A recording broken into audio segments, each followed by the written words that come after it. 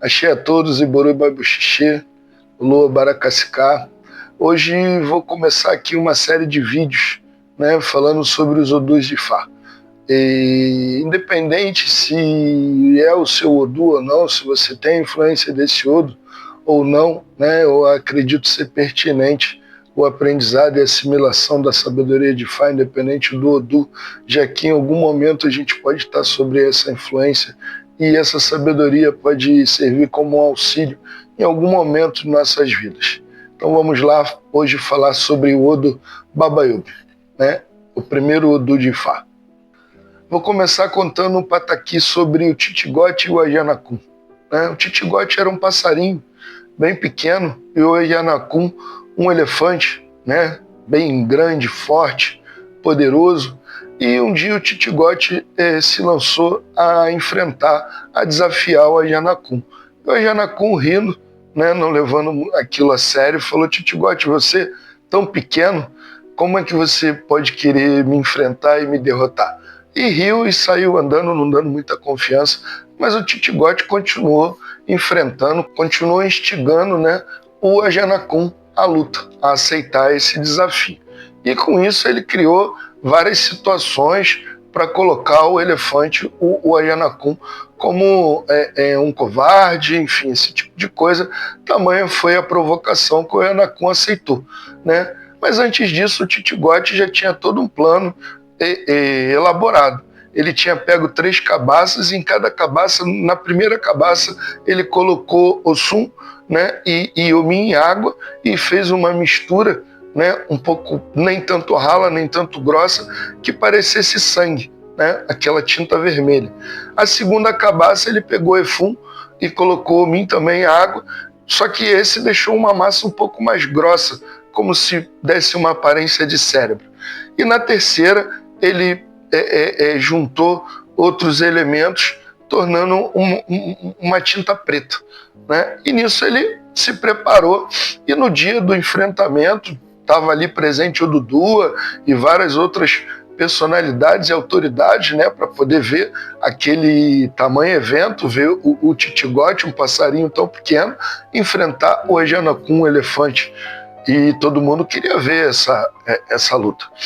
E em algum momento, né, eles começaram essa batalha, e o Titigote voava de um lado para o outro, em volta da cabeça do elefante, fazendo com que o elefante, o Ajanacum, começasse a ficar nervoso, tentando pegar o Titigote, o passarinho, balançando a tromba e tentando pisotear, mas o Titigote ágil, pequeno e ágil, conseguia fazer grandes malabarismos, né, não permitindo que o Ajanacum o pegasse. E em algum momento ele foi lá e soltou a primeira cabaça na cabeça do Ajanacum.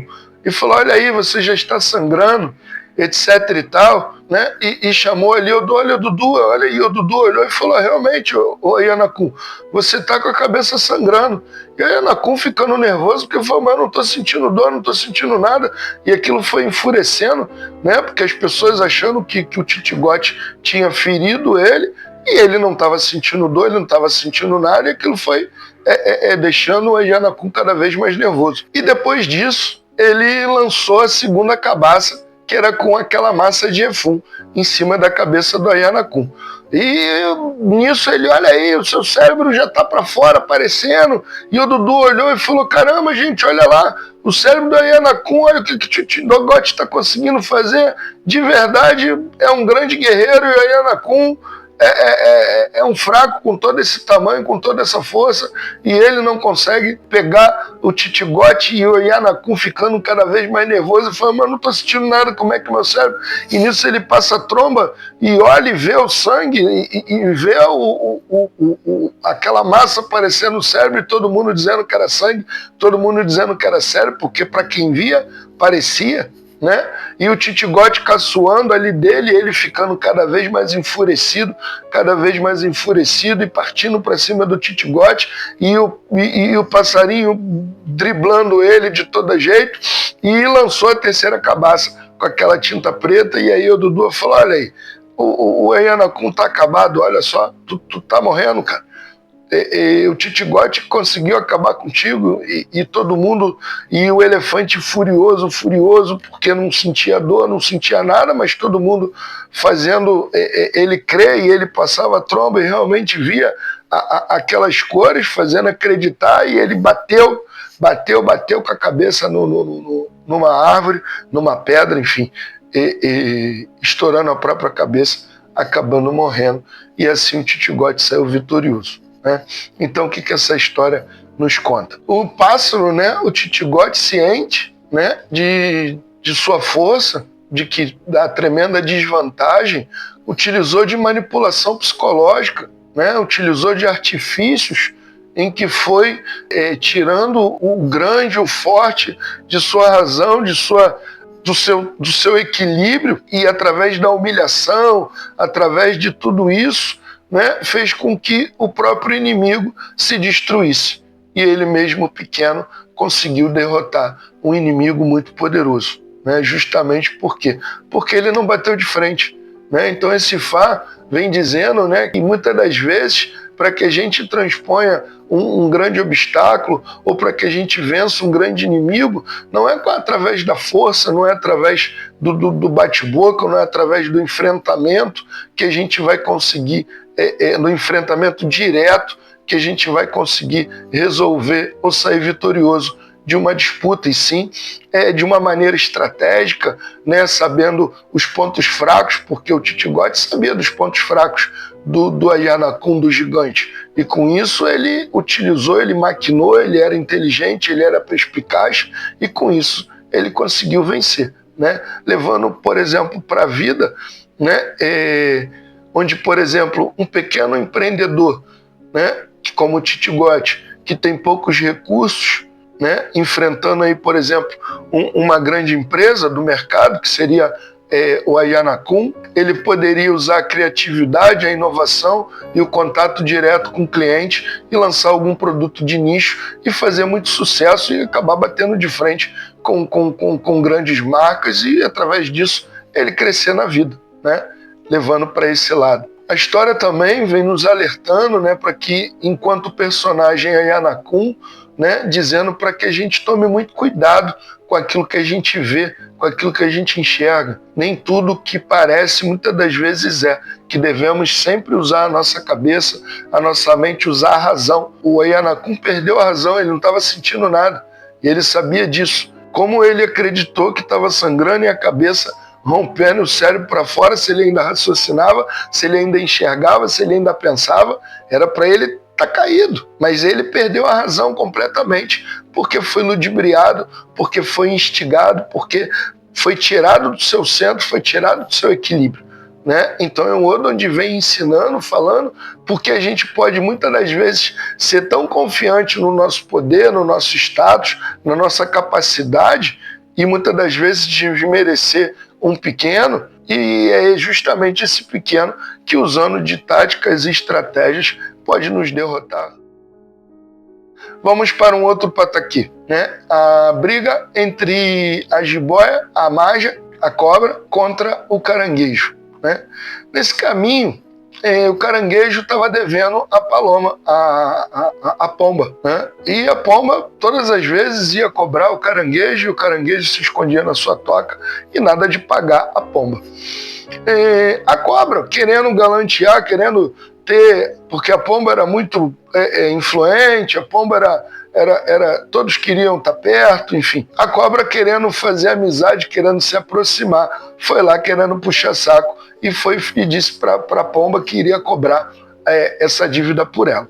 E nisso a cobra foi lá atrás do caranguejo e foi cobrar, e o caranguejo da mesma maneira se enfiou na toca dele, no buraco dele, e a cobra, sem pensar duas vezes, foi atrás, se enfiou ali, e cada vez que ela descia, o caranguejo lá de dentro, com as suas pinças, começou a pinçar a cobra, e ela, espremida ali naquele buraco do caranguejo, balançava o rabo para fora, e num frenesi, e a pomba, olhando tudo de fora, acreditava que a cobra estava se dando bem, que aquilo ali eram gestos, ele interpretou, a paloma interpretou aqueles gestos como se estivesse ganhando, dando porrada no caranguejo, mas na verdade era o contrário. Cada vez que ela tentava, o caranguejo ali pinçando, chegou uma hora que ela não aguentou e saiu do buraco e com a cabeça sangrando, e a Paloma olhou e falou: meu Deus, cobra, o que aconteceu? Ela falou: pô, você não viu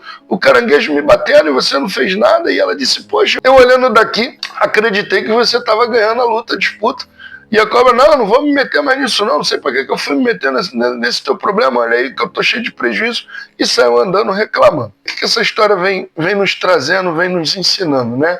A primeira delas é muito óbvia, né? É não se meter em assuntos alheios, não se meter em problema dos outros, no sentido de que não é você não dar um conselho, não é você tentar intermediar alguma situação, mas você se lançar diretamente, como a cobra fez.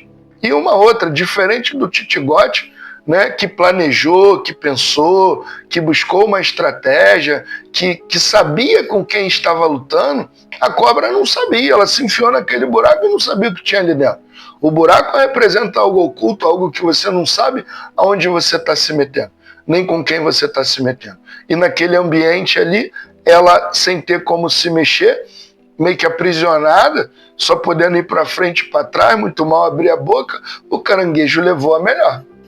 E ela saiu prejudicada. Então, quer dizer, Ifá, esse Odo, nos ensinando, né, nos aconselhando a tomar muito cuidado ao se meter. Quantas pessoas não foram se meter no problema dos outros e acabaram levando a pior? Uma situação que acontece muito, briga de casal. O cara vai, ou a mulher vai se meter na briga de casal e no final ainda sai como vilão da história, muitas das vezes. Essa é a cobra. Né? Por outro lado, né, o personagem Paloma, através do que via, teve um entendimento diferente. Né? E aí vem um outro caminho, depois que eu vou contar, que fala sobre os olhos e a cabeça, que eram irmãos. Né? Então, o que ela viu, ela interpretou de um jeito, mas o que estava acontecendo era uma outra coisa completamente diferente. Né? Ela acreditou que a cobra estava se dando bem e no final a cobra estava se dando mal. Então o Odo diz: cuidado com a aparência das coisas, para que não se engane, para que não se prejudique. Nós devemos respeitar nossos limites e respeitar os limites e não se intrometer naquilo que nos diz respeito. Nesse caminho, Olodumare tinha 2 filhos, Olhos e Cabeça. E antes deles irem à terra, Olodumare chamou os 2 e disse que lhes dá um presente. E eram 2 abóboras. Uma abóbora era toda reluzente, né? Parecia toda sedosa, muito bonita.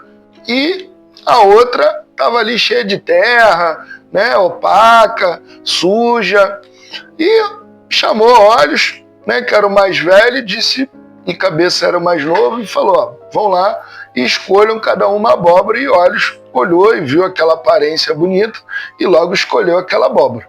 E Cabeça olhou e ficou feliz em pegar aquela ali. Né? E Olhos, e cada um levou sua abóbora para casa. Olhos cortou essa abóbora, abriu e viu ali que tinham carnes, tinha carne de carneiro e pasta de inhame, enfim, que era o que Olodumare tinha colocado. E ficou muito feliz com tudo isso. Só que Cabeça olhou, passou um pano, limpou, abriu e à primeira vista olhou, né, e viu areia. E falou: poxa, essa é a recompensa que Olodumare me dá? Caramba, poxa, só porque eu sou seu filho mais novo? E será que ele, poxa, fez isso comigo? Mas parou, ficou pensando, falou: não é possível.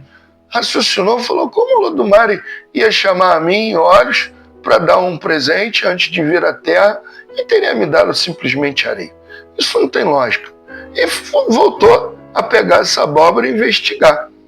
E foi tirando a areia, e de repente, quando ele tirou mais uma porção de areia, ele viu algo brilhando e foi espanando ali, e tinha ouro, né? E debaixo daquele ouro tinha pérolas, pedras preciosas, tinha uma riqueza tremenda. Né? E Cabeça gritou feliz. E Olodumare chamou os 2 e perguntou se eles tinham gostado do presente. E o que cada um tinha encontrado em sua abóbora, né? Onde Olhos disse que encontrou a comida muito gostosa, saborosa, tinha ficado muito feliz, e a Cabeça disse que tinha encontrado justamente a sua riqueza. E o final da história, Olodumare disse: Olhos, Você, por ter ido por cima das aparências, você escolheu a abóbora com a comida, a mais bonita, ao que parecia ser a melhor, por conta da aparência.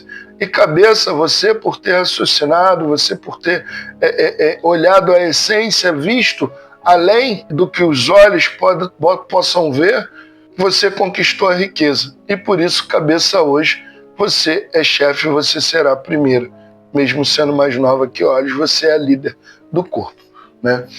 Então essa história vem nos dizendo à primeira vista que o quê?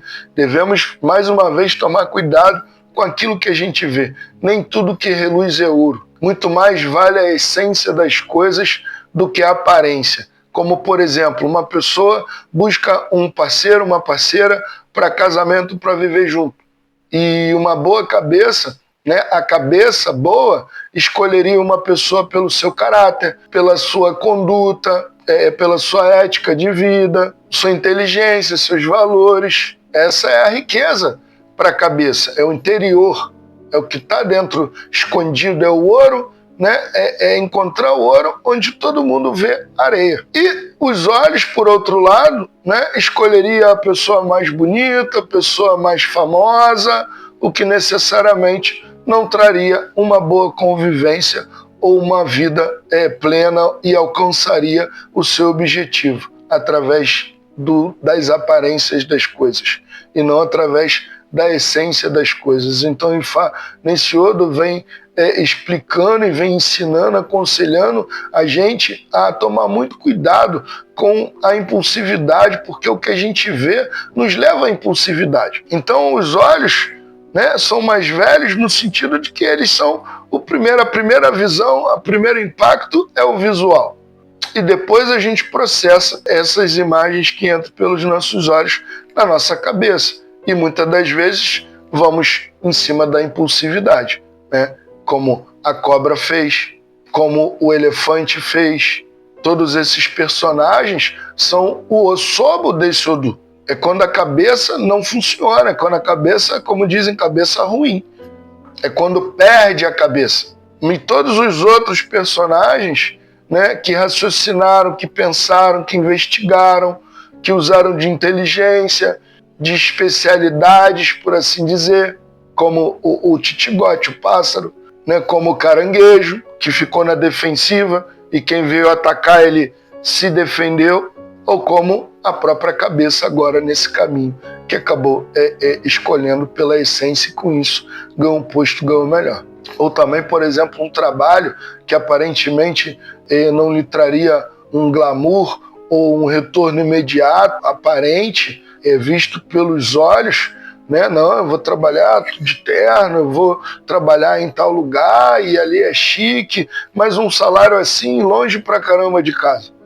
E um outro trabalho próximo de casa para fazer algo que está até mais importante, mas ganharia mais, mas ali ele usa um uniforme que não é legal, que ele fica com vergonha, mas ganharia 1,5 ou 2 vezes mais e seria perto de casa. A cabeça, o raciocínio, né, a lógica, né, diria, não, esse emprego de lá não é bom, o melhor é esse aqui. Eu prefiro trabalhar esse aqui porque esse aqui me paga mais e eu estou mais perto de casa. Eu vou ter mais tempo para viver. E aquele lá de longe, apesar de eu estar num lugar chique, bonito, de eu estar com uma bela roupa, uma bela aparência, ele é distante e nem paga tão bem assim. Então é esse tipo de coisa que esse Odo vem nos atentando, vem nos ensinando, né, para obter uma vida melhor. Um outro exemplo, quando uma pessoa compra um carro de luxo, né, um carro onde ele, na verdade, não tem condições de manter, ou não tem dinheiro para pagar as contas, muito mal para pagar gasolina, mas ele investe num carrão, por quê? Por causa da aparência, por causa dessa necessidade, né, principalmente no mundo de hoje, né, a aparência, tanto tens, tanto vale, nada tens, nada vale, né? Então, assim, isso é uma verdade e ao mesmo tempo não é.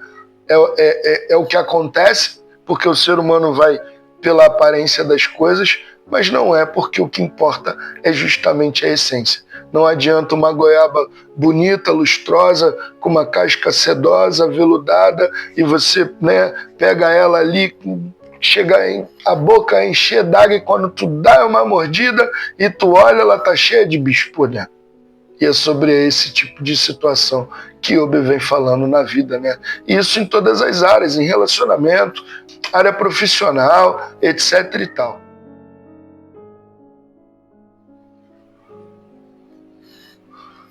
Vamos falar agora sobre o pataqui, sobre a terra, a chuva e a praça, né? Nesse caminho, a terra, a chuva e a praça chegaram à terra e começaram, já brigavam desde do Orum.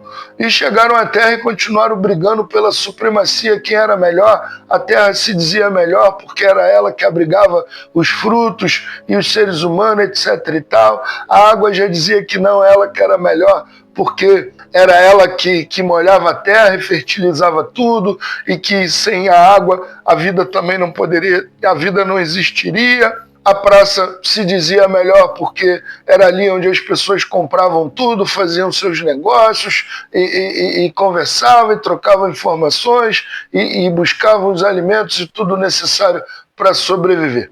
E o cachorro de longe, olhando essa briga toda, chegou para as três e falou: olha, vocês estão todas equivocadas. Ninguém obtém a supremacia, ninguém é dono, ninguém é melhor do que ninguém. Vocês três, na verdade, são interdependentes. Porque se a chuva não cai, a terra não é fecundada e não vai nascer fruto nenhum. Se não existir a terra, a água vai fecundar o quê? Vai molhar o quê? E também, se não existir a praça, onde vai se vender os frutos dessa união? Então, o cachorro as fez entender que cada uma delas era boa em sua parte e que juntas é que elas formavam algo muito maior, né? Esse Odu, esse pataqui, vem falando de sociedade, né? Como a sociedade funciona, ou como, por exemplo, uma empresa funciona, e que a briga e a disputa, por exemplo, o setor de marketing, que seria a praça, o setor de produção, que seria a terra, e o setor de finanças, que seria a água. Uma empresa, se cada um achar que é melhor, se bobear, ou fatalmente essa empresa vai falir. Essa empresa existe, o sucesso dessa empresa é justamente porque a finança, a praça, que é o marketing, faz o seu melhor, a terra, né, a produção faz o seu melhor, e as finanças, a água também faz o seu melhor. É a junção e a união e o melhor desses três trabalhando juntos, unidos, que faz uma empresa crescer, que faz uma empresa ser grande, né? Então, em Baba Yobe vem nos ensinando e nos falando, né, da interdependência dos seres humanos, de que nós nascemos para viver em sociedade. Se a gente quer crescer, né, desde os primeiros assentamentos, as cidades e o mundo e a vida humana prosperou e proliferou justamente pela interdependência. Cada um é bom em uma coisa, cada um se especializa em uma coisa e todos são úteis. Todos são úteis, desde o diretor de uma empresa até o faxineiro, aquele que limpa a empresa. Todos têm o seu papel, todos têm a sua utilidade. E como numa engrenagem, por exemplo, se uma peça faltar, ou por exemplo, se o gari, se aquela pessoa que recolhe o lixo faltar, o mundo entra em colapso. O motor vai entrar em colapso e vai se destruir. Então a importância de se entender, né, o papel de cada um, né, e reconhecimento é fundamental para que a gente possa subsistir ou inclusive melhorar de vida. Então vem nos dizendo, nos ensinando, né, que as disputas, por exemplo, de um grupo, onde um quer ser melhor do que o outro, né, no final é sempre ruim. Isso destrói qualquer grupo, qualquer organização, qualquer empresa, inclusive o ecossistema, porque aí está falando-se da natureza também, né?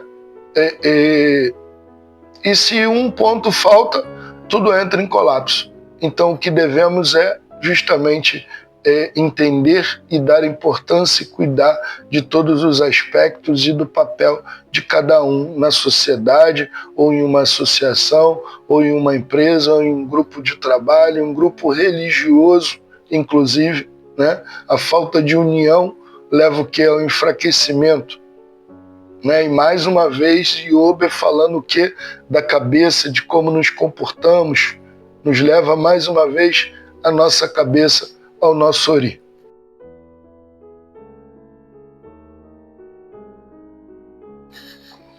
Vamos falar sobre o pataqui, a rosa vermelha, La Rosa Roja.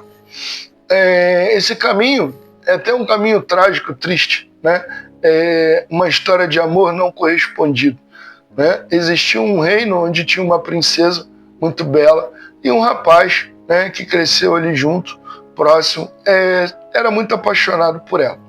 E depois que cresceram, entre muitas investidas, e que ele queria casar com ela, e ela um dia falou: poxa, mas infelizmente você é plebeu, você é pobre, eu sou uma princesa, meu pai, enfim, eu nunca vou poder casar com você. E esse rapaz, né, imbuído e convicto, né, de que iria casar com a princesa, e aquele amor que o tomava completamente, batalhou na vida, batalhou, buscando riqueza, né, e comprando e ganhando um título de nobre. E chegou até a princesa, olha, depois de alguns anos, né, de luta e de sofrimento e sacrifício, por trabalho, por enriquecimento, chegou até a princesa e falou: olha, já podemos nos casar, porque agora eu sou rico e sou da nobreza.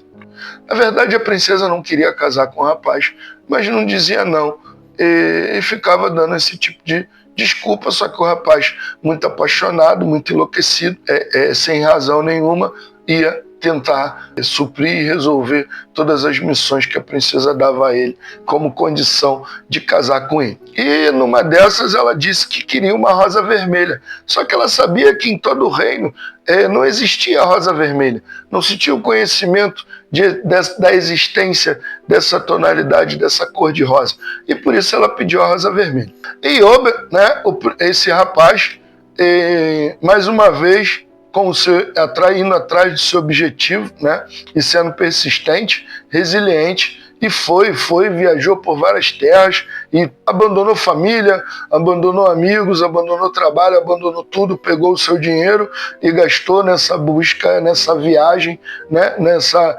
busca por essa rosa vermelha, quase que um santo graal para ele. Tudo para casar com a princesa. E durante essa busca, passado muitos anos, ele encontrou um amigo que era o Zunzum, e o Zunzum, por conta da amizade verdadeira e do amor, né, que tinha por Iobe, decidiu ajudá-lo nessa busca. E em algum momento eles encontraram um roseral, um campo cheio de rosas, mas eram todas rosas brancas. E ele, decepcionado mais uma vez, né, depois de ter gasto tudo, depois de ter abandonado tudo, depois de todo o sofrimento, ainda não havia encontrado a tal rosa vermelha. E nisso o amigo, levado pela emoção também de ajudar o Iobe, né, o Zunzum começou a voar por entre as rosas. O Zunzum era um passarinho como um beija-flor, bem minúsculo. E voando ali por entre o roseral, querendo buscar essa rosa vermelha, na esperança de ajudar o amigo, foi se cortando nos espinhos, e em algum momento, no seu último suspiro de vida, com o seu próprio sangue, tingiu a rosa de vermelho, na intenção de ajudar o seu amigo. E Iobe, naquele momento, viu a rosa vermelha e não pensou duas vezes. Meteu-lhe a mão na rosa vermelha e falou: vou conseguir casar com a princesa. Não lembrou do Zunzum, não lembrou de nada. E meteu a mão na rosa e voltou para o reino. Chegando no reino, foi até a princesa, louco, vou conseguir casar. E chegando lá, entregou a rosa, e a princesa, abismada e louca, porque como esse cara conseguiu encontrar essa rosa vermelha, eu não acreditei que ele ia fazer isso. Enfim, e ela revelou para ele, falou: desculpa, mas passou muito tempo, né, eu na verdade não te amo, e casei com outro, enfim, não vou ficar com você e não vou casar com você. E Iobe, triste, desesperado, né, desolado, na verdade, se afogou em mágoas. Então, o que essa história vem nos contando? Né? À primeira vista, já, né, o sacrifício, né, que nós fazemos por um amor não correspondido, por uma paixão avassaladora, que muitas das vezes a pessoa não merece os nossos sacrifícios, não merece o que fazemos por elas, não merece nada, né? E mesmo assim nós fazemos, nós damos tudo de si, né? Quantos aí não abandonam família, não abandonam filhos, né? Por conta de um amor. Aqui não estamos falando de um amor verdadeiro. O amor verdadeiro deve ser buscado, deve ser vivido, vivenciado.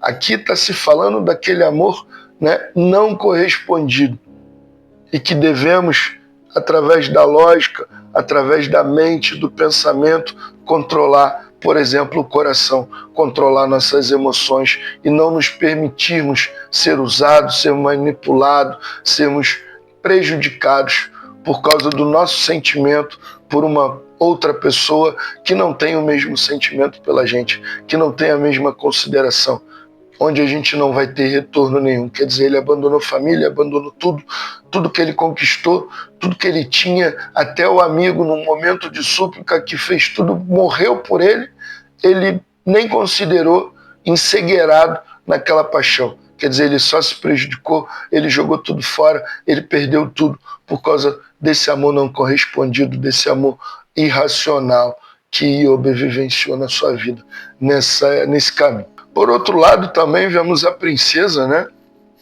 como aquela pessoa que não consegue dizer não. Ela em nenhum momento, só no final é que ela disse não.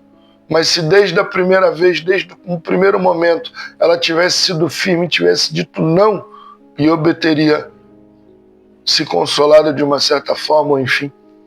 Mas ela ficava usando de pretextos, de desculpa para não fazer.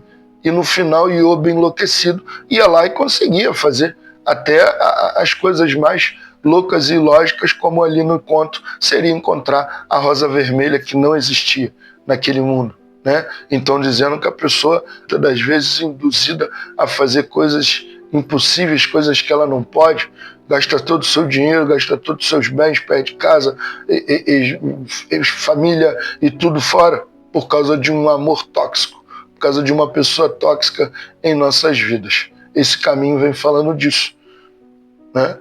E aí, por outro lado, né, a atitude da princesa ideal seria, desde o início, ter dito não, ter esclarecido de uma vez por todas e não ter usado de artifício. Então, Ifá também vem ensinando, né, que no papel da princesa a gente tem que aprender a dizer não, que muitas das vezes a gente não quer magoar a pessoa e aí não diz não e usa de desculpa. Só que às vezes essa desculpa, como nesse caminho da rosa vermelha, criou torturas, criou sofrimentos piores do que o não.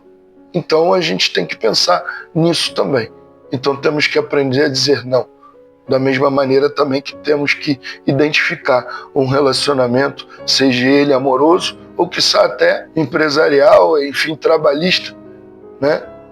Onde se há uma troca, um retorno justo, verdadeiro. Enfim, vamos falar aqui de mais um caminho. Esse é o último, né? Não o último de Iobe, porque tem 90 e poucos caminhos. Eu não vou falar isso tudo aqui.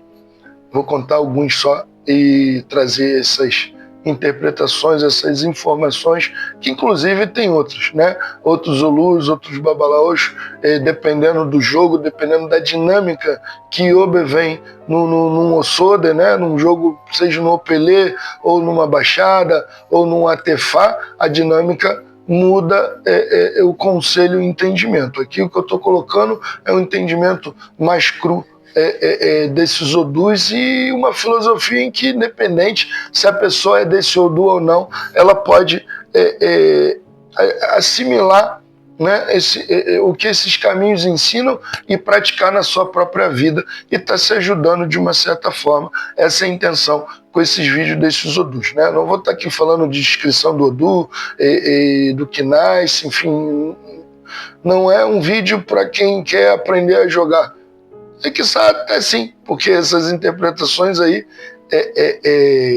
são utilizadas num jogo, num Itá. Então vamos para o último caminho de hoje, né? A cabeça como uma divindade, né? Onde a cabeça foi coroada, né? Como chefe, como rei do corpo. Nesse caminho, né? Nesse pataqui, as divindades, né? Todas no Orun viviam sem cabeça, porque inclusive a própria cabeça era uma divindade, só que uma divindade à parte, separada.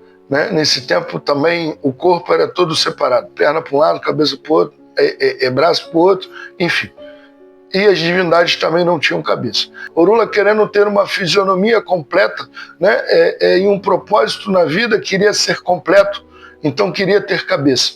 E foi até o Amuri, né? Lá no Orun, no céu, para consultar Ifá. Ifá disse que ele deveria fazer sacrifício com 4 nozes de cola, né? 4 obis, mas que não partisse e colocasse esses obis no seu local sagrado e que em algum momento um visitante inesperado iria chegar, iria romper aqueles obis e o ebó seria completo e Orunmila teria a sua cabeça. E também mandou que Orula olhasse para o alto, esfregasse suas mãos e rogasse, né? E aí ele rogou, querendo uma fisionomia completa e uma cabeça para que fosse completo. Nisso, Ori, também a cabeça, foi até Amuri também fazer adivinhação porque queria prosperidade. Ifá disse a Ori, através de Amuri, que Ori deveria fazer um sacrifício, fazer um ebó com 4 nozes de cola para que tivesse sucesso na vida. E enquanto não fizesse isso, não teria sua prosperidade, não teria seu sucesso. E Ori saiu dali muito triste, já que Ori não tinha condições, né? Não tinha dinheiro, não tinha status e não poderia comprar as 4 nozes de cola para fazer o seu sacrifício. Com isso, ficou aguardando um momento em que fosse conseguir essas nozes de cola, então pacientemente ele aguardou surgir, né, o surgimento de alguma oportunidade para que ele fizesse o ebó dele. E nisso Orunmila, né, anunciou que tinha 4 nozes de cola e quem conseguisse partir seria o vencedor e levaria as 4 nozes de cola. E Exu avisou a todos os orixás no Orun. E todos eles foram à casa de Orunmila, nesse local sagrado, tentar quebrar as nozes de cola. Ogum foi um dos primeiros, né? E Orunmila disse que eles ou não seriam fortes o suficiente para isso. Né? E todos os orixás foram embora, tristes e frustrados de não ter conseguido aquele feito. Até, inclusive, o Orixalá foi à casa de Orunmila para quebrar as nozes, só que Orunmila viu, né, sabendo, enfim, reconhecendo a coroa de Orixalá e que o orixá de pureza, tremenda paz e pacifista, não teria violência para quebrar aquelas nozes de cola. Ele disse: não, meu pai, eu tenho aqui 4 nozes de cola frescas, essas estão duras, o senhor leva essa daqui que é muito melhor. E o Batalá, Orixalá, feliz da vida com aquelas 4 nozes de cola, foi-se embora. E nisso, Ori também ficou sabendo, através de Exu, que Orunmila estava ofertando essas 4 nozes de cola e pensou: a minha oportunidade de conseguir o meu ebó e conseguir a minha prosperidade. E foi rolando até a casa de Orunmila, porque cabeça não tinha corpo, ela teve que ir rolando até a casa de Orunmila.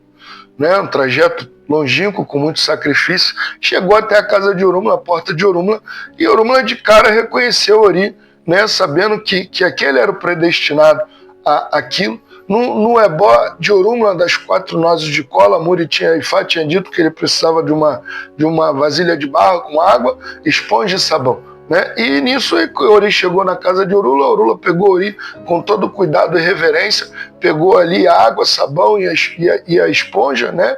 Aquela bucha, e lavou Ori todinho, lavou Ori e colocou Ori no local sagrado onde estavam as 4 nozes de cola. E nisso disse Ori que precisaria partir. E Ori parou e fez uma rogação antes, né, de partir, de tentar partir as nozes de cola. E nessa rogação Ori pediu que tudo que Orunmila fizesse acontecesse. E rogou por ele mesmo, né, que tivesse uma morada fixa e muitos seguidores. E nisso voltou, veio meio que para trás e se arremeteu, rolando na direção das nozes de cola naquele local sagrado de Orunmila e batendo, causando uma explosão, rompendo as 4 nozes de cola, e diz que foi uma explosão no Orum, e todos os orixás, né, ouviram e identificaram e souberam que naquele momento as 4 nozes de cola estavam sendo rompidas, partidas, como Orulã, como Ifá tinha dito. E nisso Exu, todos querendo saber quem havia partido, Exu foi e comunicou a todos que Ori tinha partido as 4 nozes de cola, e com isso todos os orixás reconheceram a supremacia, a soberania de Ori. E nesse momento, quase que instantaneamente, pescoço, tronco, braços, mãos, pernas, pés, os órgãos começaram a se unir, né, a se juntar a Ori, e o ergueram, coroando como o rei do corpo, como o líder de todo o corpo. Então, nesse caminho, vem explicando essa importância de Orunmila para Ori, né? Porque foi através de Orunmila e foi através dessa cerimônia que Ori se coroou como chefe do corpo. É por isso que esse Ori bate cabeça para Orunmila até hoje. E também a morada de Ori, que é a cabeça permanente no corpo e sua liderança. Nesse caminho vem trazendo alguns ensinamentos, né? Um dos primeiros foi a necessidade de se fazer sacrifícios. Ori primeiro teve paciência, né? Aguardou o momento, mesmo não tendo condições, ele continua firme no seu propósito. Eu vou fazer o sacrifício, eu vou fazer o ebó e vou conseguir minha prosperidade. Agora eu não tenho dinheiro, agora não dá, mas eu não vou esmorecer, eu não vou perder a esperança e não vou perder o meu objetivo, eu vou seguir nesse objetivo. Esse é um dos conselhos, das informações que a gente extrai desse caminho, né? O outro sacrifício, Ori foi rolando até a casa de Orunmila. Para que a gente alcance o nosso objetivo, temos que nos esforçar, temos que nos sacrificar. A cabeça precisa se esforçar. Esse esforço da cabeça, esse esforço do Ori, muitas das vezes, não é, na vida necessariamente não é Ori, não é cuidar da cabeça. Espiritualmente falando. E sim, fisicamente, é o seu intelecto, é o se preparar, é o estudar, é adquirir conhecimento, é adquirir habilidades para que se alcance o seu objetivo. A cabeça teve como chegar à casa de Orunmila. Não tem jeito, não tenho perna, não tenho nada, vou ter que ir rolando. Então, quer dizer, ela buscou um meio de alcançar o objetivo. Então, o Ori busca um meio de se alcançar o objetivo. O objetivo é algo importante para Ori. As pessoas que perdem o objetivo na vida, perdem o foco das coisas, o sentido da vida, muitas das vezes por um Ori fraco, né, vivem mal. Então é necessário sempre ter um objetivo na vida, um atrás do outro. Você alcançou um, eleja um outro e corra sempre, porque Ori se tornou grande porque não perdeu o objetivo. Diferente dos outros orixás que foram todos lá competir com a força, né? Ori esperou o momento certo e foi lá, quer dizer, aguardou a oportunidade certa e agarrou algo que ele estava predestinado para ele, né? Porque aquilo era uma predestinação também, né? Muitas das vezes Ifá, através desse caminho, está dizendo que o que é nosso, é só encontrar, é só saber trilhar, é só encontrar meios de se alcançar aquilo ali. Muitas das vezes demora, muitas das vezes parece que a gente não vai conseguir, como Ori não tinha dinheiro, não tinha meios para fazer o ebó e alcançar a prosperidade. E mesmo assim surgiu uma oportunidade quando alguém vê a gente, quando alguém reconhece o nosso trabalho, reconhece nossa inteligência, ou reconhece uma habilidade.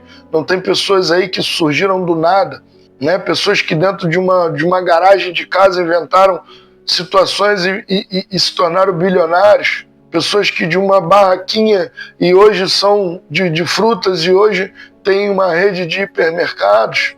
Esse caminho e todos esses caminhos, né, que eu escolhi aqui para falar ajudam e levam ao sucesso. É o segredo, muitas das vezes, dos milionários ou das pessoas de sucesso. É justamente enxergar onde ninguém mais enxerga, enxergar o ouro, enxergar que naquela pequena coisa que muita gente... isso aí, o chapeuzinho que vai dentro do suco, do drink, aquele chapeuzinho, né? de drink. Imagina a empresa, o cara que elaborou aquilo ali, a empresa que começou a vender aquilo ali, uma coisa boba de papel, que ficou rico, coisas bobas que tem por aí, e as pessoas crescem através de uma ideia pequena, o titigote, o passarinho que conseguiu algo grande, através da inteligência, da estratégia. Então, em Fá, através de Ioba, né, que é o Odo cabeça, né, e todos esses caminhos vêm ressaltando, né, o poder da mente, do raciocínio, o poder da inteligência, o poder da sabedoria em cima das adversidades, sejam elas quais forem da vida. Através de uma boa cabeça, a gente alcança o nosso sucesso, né, através de uma cabeça ruim, né, representada nesses negativos aí dessas histórias, nesses comportamentos dessas histórias, nos levam ao fracasso. Espero ter ajudado através disso de alguma forma. A intenção é essa, independente se você é Baba-Yobe ou não, mas a intenção é propagar sabedoria de Fá, um Fá para todos, independente se seja babalaô, seja iniciado ou não iniciado, se seja da religião ou não, né? Eu acredito que essas histórias e essa filosofia possa ajudar a qualquer pessoa nesse mundo, nessa face da Terra, porque todo mundo vivencia esse tipo de situação. Nós vemos através desses caminhos também que muitas das vezes o nosso infortúnio, né, a nossa derrota, seja ela diária ou não é o inimigo, não é o diabo, não é a macumba, não é o feitiço, não é o universo conspirando, é justamente as más escolhas diárias que a cabeça faz, que o Ori faz, porque não está sendo bem cuidado. E muitas das vezes não vai ser Bori, não vai ser o ebó para o Ori, muitas das vezes é justamente se capacitar, estudar, aprender, ter um objetivo claro. Se a cabeça não for forte, o corpo, se a cabeça é o rei do corpo e a cabeça é o pensamento e o corpo as ações, e se a cabeça não for forte, o corpo não vai obedecer essa cabeça, automaticamente suas ações provavelmente não vão ser suficientes para se alcançar um objetivo na vida. Então, na vida, o que você quer ser? O vencedor ou o vencido? O que você prefere? Através de Baba-Yobe, percebemos que o controle das emoções, a cabeça, a mente, em cima das emoções, do corpo, da impulsividade, é que vai determinar o sucesso ou o fracasso.